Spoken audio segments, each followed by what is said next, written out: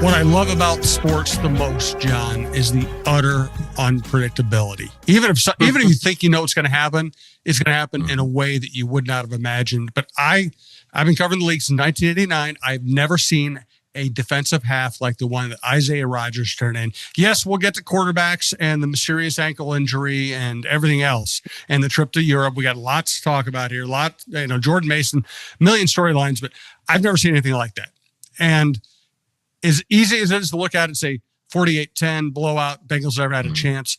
If Isaiah Rodgers doesn't make 3 plays that produce 21 points, we might be sitting here talking today about how dramatic it was in the last minutes of that game. Yeah, absolutely. I mean, I was thinking even after the first defensive touchdown, Wentz comes out and leads the offense right down the field and they score. Nice. Okay. Then they get the Isaiah's first defensive touchdown. And then the game kind of grounded to a halt a little bit. And going, right before that second touchdown, I remember looking to my colleague, Alec Lewis, I'm like, they've only scored 7 points here. Like this isn't exactly smooth sailing. And then all of a sudden Rodgers has the punch out and go and just a remarkable play. And that really just kind of opened the floodgates. And I think, kind of got the Bengals just down and they couldn't get out. But it was what I kept thinking while I was watching it, Jim, was it was Deion Sanders level dominance. And you just don't see that from a defensive back. I mean, we see shutdown corners, we see interceptions, but he was as impactful as you could possibly be at that position. And I kept thinking about Deion. Like that's what I would imagine Deion capable of doing. And he never even did that. That's just how great it was. Yeah, Deion would have returned those balls for touchdowns. Deion would not have gotten close enough to a ball carrier to punch the ball out. He would have been backpedaling to his own end zone. You guys do the tackling. I'll just cover and I'll do the spectacular stuff. That was an amazing combination of speed, skill, opportunism. And listen, we also don't know what's going to happen in that game if Harrison Smith doesn't get his finger on that ball. Because if Harrison Smith doesn't tip that ball, Bengals are first and goal. Instead, it's 7 points the other way, and Isaiah is off to the races, literally. But I thought the most impressive play of the game was Noah Fant a big dude, catches the ball in the flat. Again, Bengals, he's making yardage. The Bengals look like they can move down and score. And for Rodgers to not only punch it out, but punch it out in a way that he can then pick it up and score, I really have never seen that. No, and that's, another one I look at comparisons. I mean, Peanut Tillman obviously is the master of that, but, and maybe he did that, at some point, but I thought the exact same thing, Jim. I was like, I have never seen a punch out work like that before, where you're coming from behind him, you knock it out. I thought while I was watching it in real time, I thought that he actually sort of came behind and grabbed it and just ripped it out. And I saw then the replay shows he punched it, but that's just how smooth the play was. And to be running full speed ahead at a player who has 30 pounds on you, 40 pounds on you, and then to have the presence of mind and the hand-eye coordination and everything that goes involved to make a play like that, then to scoop it up and go back the other way. It really was that was a historic performance. I mean, you put that up against any of the best defensive back halves games that you've ever seen, and it will be right there. That's not hyperbole at all with the degree of difficulty of the plays that he was making, the opportunism to not only make plays, but then turn them into scores. And then, supporting the run, making tackles, breaking up the pass against T. Higgins in the end zone as well. I mean, that was one where we saw the last time they played the Bengals, T. Higgins is just jumping over guys and grabbing it. And so, it wasn't just those 2 touchdowns, but it was so many other things. And, I don't even know what to say about it. It was that that different from what I've ever seen before. And I've been doing this 25 years now. And the punch out in Jamar Chase, one of the great players in the game as well. By the way, everything you said was pretty much what Harrison Smith was saying last night. He was just standing there in awe, raving, using almost the same terminology. I guess I should introduce the show. This is the Viking Update Show. He's John Krawczynski from The Athletic. I'm Jim Souhan from the Star Tribune and from TalkNorth.com. Please check out our fantasy football show. Randy Shaver, Kevin Gorg, very funny, very knowledgeable. They both play in a million fantasy leagues. They have a good time. You would have a good time listening to that show. This is one of 3 Viking shows on the network. We also have Alec Lewis's show, which does a great job with, and Jeff Diamond, former Vikings general manager. We have all your sports covered. John, of course, does the John Krawczynski show on this network, one of our most popular shows. I'll remind everybody when your live John Krawczynski show is, John. Yeah, really exciting. September 27th. So this coming Saturday from 4 to 7 p.m. We'll have kind of a Wolves Festy day. We're going to have there's going to be an opening act. And that does a little bit of a show. The Crunch Wears No Pants guys are super funny and big time Wolves fans. And then around 5:30, we will go on. Dane Moore and I will go on, as kind of a season preview show, live from Headflyer. We'll have giveaways. I'm looking at a few special guests. Hopefully 1 or 2 come by to spend some time with us, answer some questions, mingle with the fans. And then we will, as always at Headflyer, we'll have a long Q&A session as well. So if you have questions about the team, if you have comments, come to Headflyer 4 to 7 p.m. on Saturday. Dane Moore and myself at with a Wolves Super Show. That should be a great time. I love those shows. Headflyer does a great job. John does a great job. They're always a good time. I highly recommend going out if you have any interest in the Wolves at all. You'll have more interest after you go to those shows.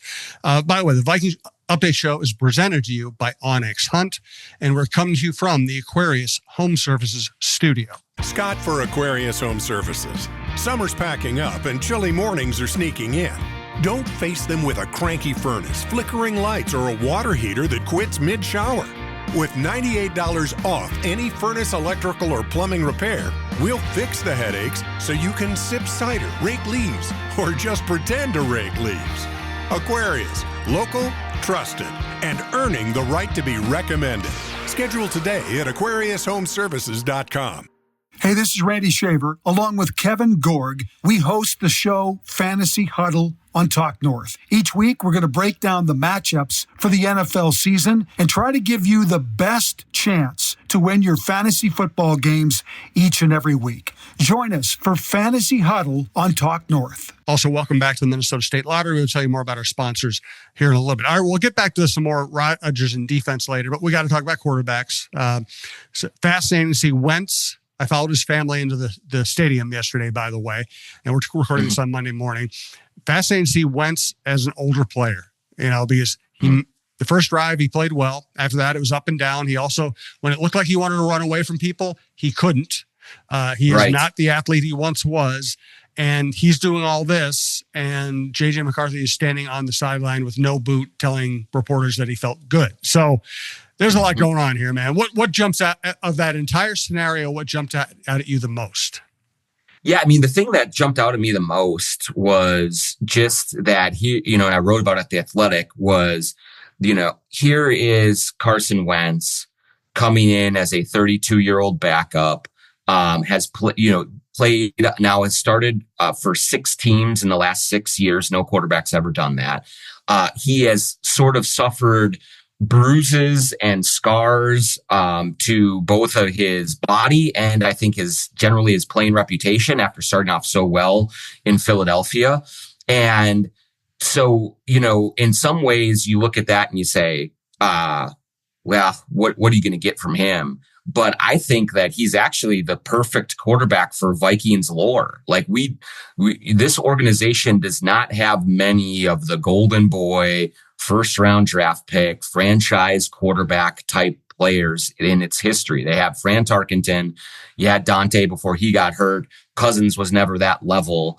But generally speaking, this organization takes quarterbacks who are a little long in the tooth, who have been pushed and battered around, and usually squeezes 1 or 2 good years out of them.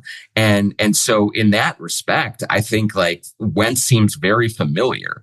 And Kevin O'Connell said that he was the least surprised in the building when Wentz played well and played efficiently in the game. But really, if you're a Viking fan, you should expect this from, Case Keenum, Randall Cunningham, Jeff George, Wade Wilson, all sorts of different, Jim McMahon. Like they've found guys to come in when the quarterback situation is a little unsettled and play well enough. And so in that respect, he is a quintessential Vikings quarterback. We will see how long this lasts, but he certainly looked to me, Jim, just more comfortable than JJ has looked so far. And maybe that's because of Darisaw. Maybe that's because of the 2 defensive touchdowns that helped get the game on their side. But Carson Wentz looked in command and comfortable in the offense. And I think that made a difference, in the game. And what we're seeing over and over these days is that we used to think the quarterback has to save the franchise. Now, more and more, I think we're saying franchise has to save the quarterback. Franchise has to help the quarterback. Daniel Jones ended up in a great situation. Indy, he's lighting it up. New York couldn't wait to get rid of him. We see it over and over now. I probably wasn't quite as impressed with Wentz as you were yesterday, but I thought he did enough. And the question is that a good first step and he's going to be better going on? Also, I think this organization wants to get back to JJ at the right time. The question is, what are they going to judge the right time to be? And we all know the right time will not be if Carson Wentz is on a 3-game winning streak. Right. And I think it was really telling, Jim, Kevin O'Connell in the post game, was asked about JJ and basically said, hey, yeah, he really, he would play today if he wanted, if he could, but I just think with his mobility, with all of those things, I don't want to put him out there and put him in a bad spot. And that to me is like really just laying the groundwork of we're going to give this time. And of course, some of it is for McCarthy, I'm sure, to heal and get right. But I also do think that some of it is to really get a look at Wentz and see what he did. He's only been here a month. And so I think there's going to be some evaluation that way. The key here, Jim, I think that we do have to acknowledge, and I said it, but like Christian Darisaw being back is an unbelievable game changer for the offense. Trey Hendrickson did nothing in that game. And one of the things in watching back games 1 and 2, yes, JJ missed throws. Yes, he was a little jittery, but there were many times where defensive linebackers were running free right at him and he had no chance. And so, what does it look like if he has that kind of protection? I think that could change things as well. And so I don't want to get in front of the horse and be like, "Yup, Carson Wentz, you got to stick with him. He looked great." It wasn't perfect. It wasn't great, but what it was to me was in control. And I think that sometimes in the first 2 weeks, JJ has looked a little out of control, as you would expect a 22-year-old doing this for the first time, running for his life to be. But Wentz just looked comfortable back there, and it helped to open things up for this offense in a way that we hadn't seen in the first 2 weeks. And when we did see it briefly from McCarthy, it was when he had a running game. And they had a running game yesterday. We'll talk about Jordan Mason here in a second. I want to ask you, have you ever driven past a piece of land and wondered who owns that, or maybe you need to know exactly where a property line runs? That's where OnX Hunt comes in, and it's not just for hunters. There are folks using OnX for the job every day throughout the country, from farmers and ranchers mapping out their fields, wildland firefighters navigating rough terrain, to construction workers needing to know who owns what property. This app offers something for everyone. If you need the best land ownership maps, aerial imagery, and property boundaries in your pocket, OnX Hunt is the tool for the job. Try it free for 7 days. Download OnX Hunt in the app or Google Play Store, or visit onxmaps.com/hunt to get started. I also want to tell you about Twill in the Edina Galleria. As always, I'm wearing Twill right now. Johnny O hat. I think this is a Johnny O shirt, perfect for fall. And I favor Johnny O. They're a Peter Millar Crown Shop. There aren't many of those. It tells you how well established Twill in the Edina Galleria is. TwillMN.com. Twill by Scott Dayton is the full name. But Scott just goes out and finds these incredible brands. Sometimes he finds these incredible accessories. He traveled to Vietnam to find hand-woven belts and trinkets. He goes all over the world looking for the absolute best. He brings them to the Edina Galleria. Then he gives you the best shopping experience there is. You walk in, people are relaxed, friendly, never pushy, always helpful. You can sit there in a chair and talk sports. You can buy nothing. You can buy everything. They will tailor stuff on site, or they will get it tailored for you. It's just my favorite place to shop. It's easy. The stuff is great. Every once in a while, they have a sale, so you might want to sign up for their alerts at twillmn.com. Just go there. Tell them we sent you, and you'll have a great time. But whether you buy one thing or 8 things or whatever, you'll end up being happy with your product, your shopping experience. Pretty much everything I wear out in public now, I bought at Twill. So let's get to the running game. Jordan Mason, I love the signing from the start. I love the way he played last year in place of McCaffrey.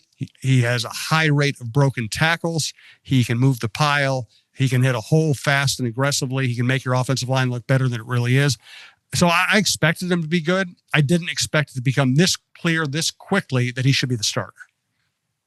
Yeah, I guess, I was very optimistic with him coming in. But I think one of the things that is clear already in this young season is that not only is he productive, and not only does he move the chains and make things happen, and he can pass block, and he can do a lot of things, everything basically that you want a featured back to do.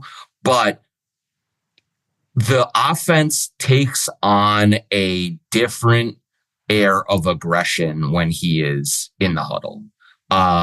He is a hard-nosed runner, and when he is delivering the blow the way that he does, I think everyone else in that huddle kind of takes something from that and gets a little extra juice, because he comes in and he just dictates the terms of engagement.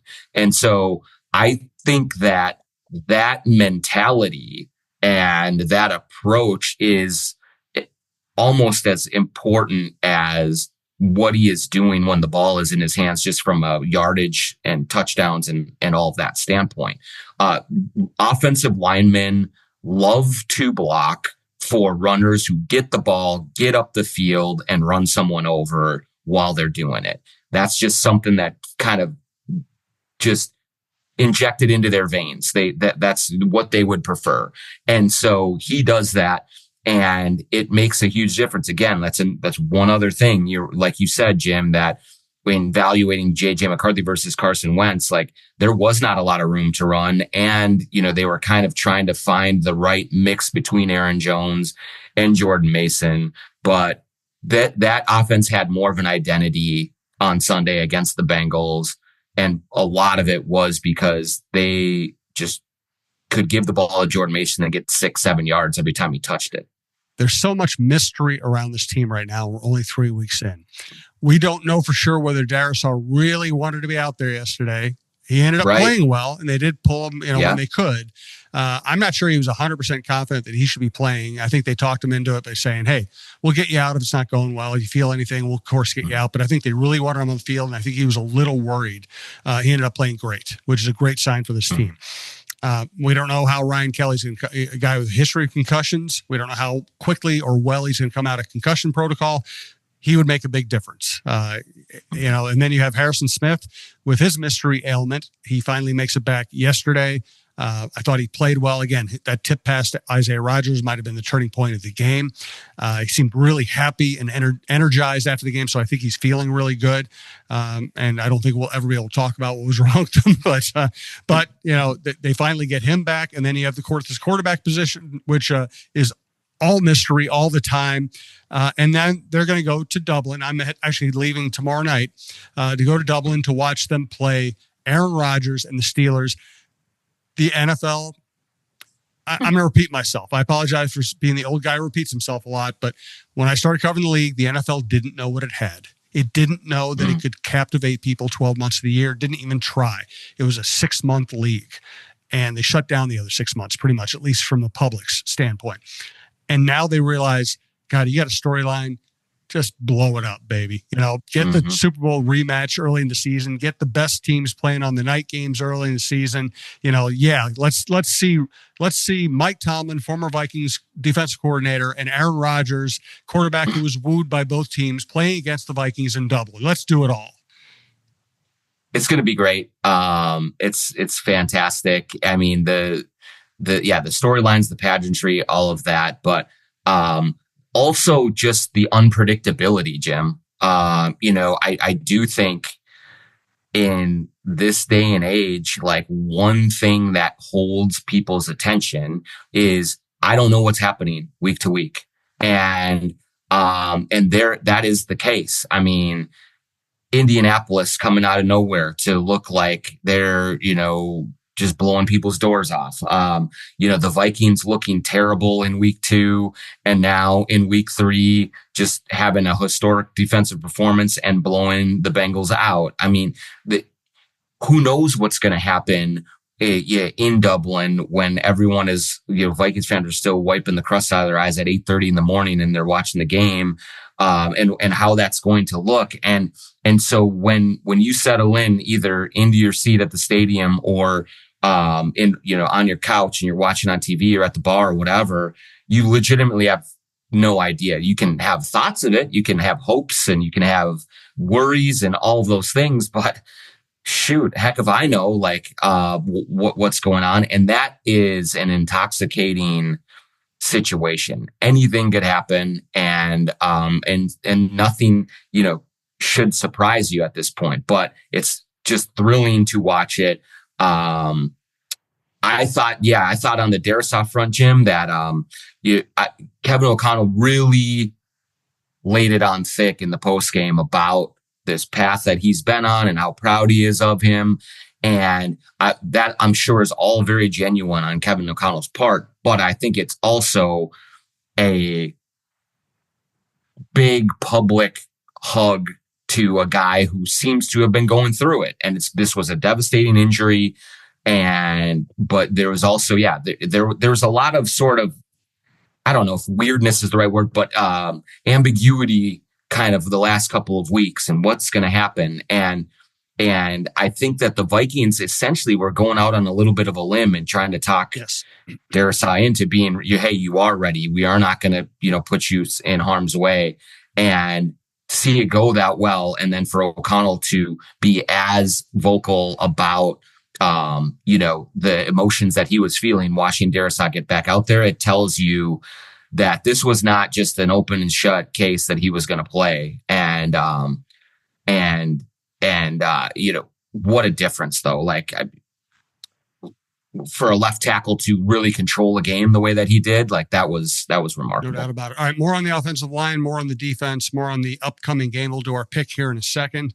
I want to tell you that we are glad to have the Minnesota State Lottery back on the network. She's Jen, the ultimate Vikings fan. Welcome to the Vikings Jan Show Fan Show. My special guest today is Victor, the Vikings mascot. Victor, who you got for the Vikings game this week? I'll take that as Vikings. So that's our show. We'd like to thank our sponsor, the Minnesota Lottery, who reminds you this could be your year. So play the new Vikings Scratch game for a shot at $100,000, game tickets, and more. Minnesota Lottery. I'm in. Must be 18 or older to play. And here's Talk North star Michael Russo, who does our hockey show for Clamshell Beach Resorts. Hey, have you been dreaming of a lake cabin lifestyle with boating, fishing, and family fun in northern Minnesota? Well, lately I've thought a lot about how cool it would be to have a getaway like so many Minnesotans. And if you're like me, you probably think that owning your own lakeside getaway is beyond your budget. Well, if you think lake cabin real estate prices keep going up, well, think again. This is Russo, and I'm here to tell you there is an affordable way to enjoy a cabin lifestyle and all that goes with it. And yes, I said affordable. I founded a Clamshell Beach Resort, which is located on the Whitefish chain of 14 lakes for you and your family to enjoy. Here's how. Clamshell has lake homes that offer deeded fractional ownership, and the keywords there are deeded and fractional. You own it. Imagine having 5 weeks a year to enjoy Clamshell with its beaches, pool, and lodge that's full of kids' activities. Is golf your game? There's a great golf course right across the road. Like winter sports? Well, you can go ice fishing, cross-country skiing, or snowmobiling right out the door at Clamshell. And there's no maintenance, no grass mowing, no snow removal. It's done all for you. And you can own a share of Clamshell Beach Resort at an affordable price. To learn more about ownership opportunities at Clamshell Beach Resort, go to cottagesonwhitefish.com or contact Pat Egan at 612-220-9819. That's cottagesonwhitefish.com or Pat Egan at 612-220-9819. Yeah, Darisaw was absolutely vital. And that's the other thing. If Darisaw doesn't play yesterday, who knows? Maybe the Bengals score 2 touchdowns on defense, and we're talking about a completely different game. I mean, he makes such a difference. I also thought that Van Ginkel coming back made a big difference. The Falcons have had 2 bad offensive performances this year. Their one good offensive performance was against the Vikings when the Vikings didn't have Van Ginkel and Dallas Turner didn't look like he knew how to play the run. Yeah. And I will say on top, yeah, you're right. Van Ginkel was definitely good, but I actually thought, early, especially in the first half, I thought Dallas Turner played well, for what we have seen from him, because he was making some plays and more of the right spots in that game than normal. You and I had talked about it, but typically all that he's been able to do is when he has a free lane to the passer, go get him. But he didn't have that really on Sunday against the Bengals, but he was still able to do some things well. And that's a low bar to clear, but that's just where it is right now with Dallas Turner. So I was a little bit encouraged by some of the things that I saw from him, especially early, in doing some of the little things that he just was not doing. But yeah, Van Ginkel, I mean, just his presence and as the avalanche was coming down the mountain, I was like, well, he's going to pick off a screen here and return it for a touchdown too. You can feel like how bloodthirsty that he gets when that happens, and knows that, hey, there's going to be another mistake coming and I'm going to grab it. And so it's really, really important to have him on the field as much as possible, especially going into overseas play against Aaron Rodgers and against a much more experienced quarterback who is going to maybe have a few more counters to what this defense is going to throw at it than Jake Browning did. Yes. Let's talk about the defense coordinator. I remember covering the Vikings early 90s, and it just had gotten to be an old team that was kind of falling apart. They had never gotten the breakthrough to get to the Super Bowl, even though they had incredibly talented team. Dolman, Millard, great offensive line, et cetera, Anthony Carter, Joey Browner. And you could feel things falling apart. Burnsley retires. They bring in Dennis Green. Dennis Green hires a guy. He hired a guy whose career was going the wrong direction. Tony Dungy had been fired as a Steeler, and he's a former Steeler, had been fired as the Steelers defensive coordinator. He had gone to coach secondary at Kansas City. Dennis Green brings him, and he was just one of those, force multipliers. He'd take a guy that nobody else wanted and turn him into a Pro Bowl player. And all of a sudden they have the number 1 defense in the NFL with spare parts. They had John Randall, but almost everybody else around John Randall was just kind of a guy that was able to resurrect their career because of Tony Dungy. You're starting to see that some with Flores here. When you go in the locker room last night, you talk about all the turnovers, the punch outs, the anticipation, all that. And they all said, well, we get coached to do that. This is how we get coached. We go through actual drills, how to punch the ball out, how to look for, they all, without prompting, they all basically credited Brian Flores and his staff for teaching them how to play this way. That is such a huge variable in the NFL. Everybody wants to coach up the quarterback. Everybody wants to pretend they're a play caller. But the hard work that defensive coordinators do behind the scenes and at practices that can lead to turnovers, that can lead to victories, is absolutely vital. And Flores is very good at that. He's incredible at it. And I think that also inherent in that success is a trust level that he puts in his players to do things that are more complicated, that are maybe quote unquote harder to learn and implement than the average defensive coordinator does. And so he trusts that, hey, if we drill this hard enough, if we talk about it enough in the film room, if I teach you it well enough, you are going to be able to do things that are hard to do on the field and that not a lot of other coaches are going to ask of you. And so that opens up more options for him to use. And then it empowers the players as well. The second part about, I think, the Brian Flores success story in Minnesota is it is not, Jim, just like what he does from a coaching perspective with the players he has on the roster. It is also about talent evaluation outside of this roster. He was the guy who looked at Blake Cashman and really thought he'd be perfect. He was the guy who looked at Isaiah Rodgers, as Kevin O'Connell said, and said, yes, this is the guy. Like I love him. This is what we're going to be able to do with him. That is head coach material. That is the kind of thing that is not easy to do when you are laser focused on your team, on your guys, but then to be able to identify other players around the league that you know would fit. And then when you get them, to make the most out of them. I think that has been just an unbelievable advantage for the Vikings, because O'Connell can look at the offense and the quarterbacks and the receivers and find all those pieces. But then he really leans on Brian Flores to go out and look at who he wants and give Kwesi Adolfo-Mensah the grocery list, say, go get these guys.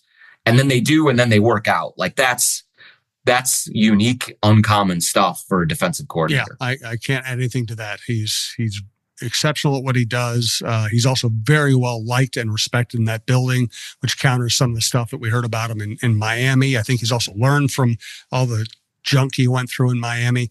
So I hope he gets a head coaching job for his sake. I also hope he gets a head coaching job in a place where he actually has a chance to win. Because some of these jobs are they're hopeless. They are. Yep. They're really, really difficult. But also the other thing that we see so often is that when an assistant moves over into that big office, it can sometimes just corrupt you a little bit, or at least muddy or cloud your vision that you used to have. And so I'm sure that some of the tales we heard of Brian Flores being difficult in Miami were true. Like, I mean, I think that a lot of times, especially first-time head coaches, and they try to run everything and they get, sort of blinded by some of the pressures and things. But also to your point, Jim, like there are good jobs and there are bad jobs. And I know there's 32 of them. And so you take what you can get, but yeah, there are places to go and places to avoid. And so if Brian Flores does jump back into that pool, hopefully he is very selective and goes to a place with great ownership, with a good quarterback, with a lot of things set up for him to succeed. So then he can take all of the stuff he's learned and his myriad talents, which are many, into another job, kind of like what Todd Bowles has done in Tampa Bay. Like, it was his first go around didn't go great. But it was a bad organization with the Jets. And now he'd probably learn from it, goes to Tampa Bay, good old front office, Baker Mayfield, all those things. And it's turning into a really good spot for Todd Bowles. Two more points on Flores. Number one is I know I know some people who know Flores personally, completely away from the football world, and they just love him. Just say he's just a wonderful guy. The other thing is, last time he got a head coaching job, he was going from the Bill Belichick bubble to a place where it wasn't going to be easy to win. And I feel, and he probably brought, whether he wanted to or not, he probably brought some of the Bill Belichick, jerkism to invent a word to his next workplace. I think being with O'Connell, being in an organization that treats players really well, being in what has become a very classy organization, I think has really opened his, and this is me guessing, has really opened his eyes that you don't have to be Bill Belichick to win in this league. And I think that's been great for him. It's such a great point, Jim, because we have looked at the Bill Belichick coaching tree and how much of that has worked, right? I mean, Josh McDaniels, Matt Patricia, Like a lot of these guys, even Bill O'Brien to an extent, a lot of these guys, and I don't think O'Brien was quite in this ilk, but certainly McDaniels and Patricia were, and a few others.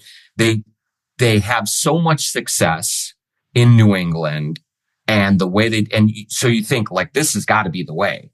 But in some ways, that's the hardest way to do it.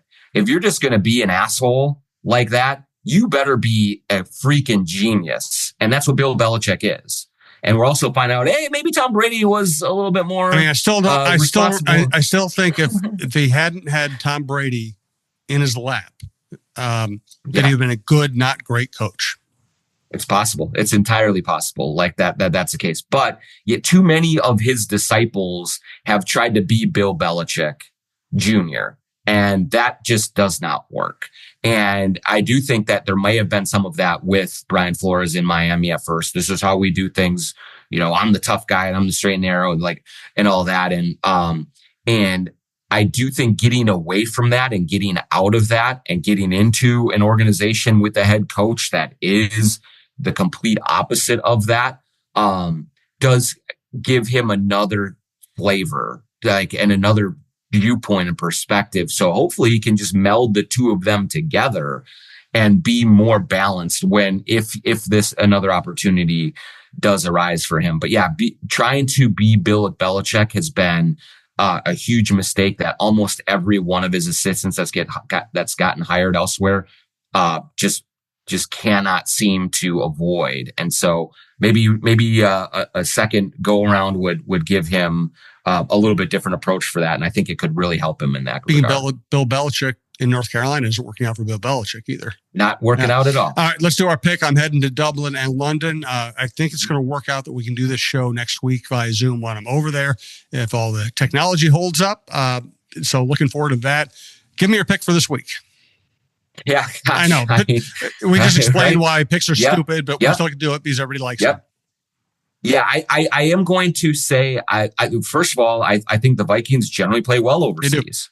They go over there. They're well coached. They have a good plan for how to deal with all of the distractions and all of the schedule changes and all those things. So Kevin O'Connell has done a very good job of making sure that these guys know what to do. And so I think they're going to go over there prepared. I do think that Carson Wentz is going to have another week and should be, again, just a comfortable, steady presence there. And I'm a little down on Pittsburgh. I don't think they're all that great. So I'm going to say Vikings 26, Steelers 20, Steelers 20. 26-20. That's about what I was thinking. I have a hunch it's going to be a little lower scoring game. So I'm going to go Vikings 23, Steelers 16. I just think Flores will have something to make Aaron Rodgers uncomfortable, to make him move, and he doesn't want to move right now. So it's going to be interesting. And then the Browns just beat the Packers, so that's no longer looks like an easy win over in London. Hey, thanks to everyone who listens and watches. We do appreciate it. Check out the other shows at talknorth.com. Head out to Head Flyer to see John Krawczynski and the Timberwolves show. Check out other Vikings content. Check out our outdoor content if you're of that ilk. We appreciate it. We'll talk to you soon.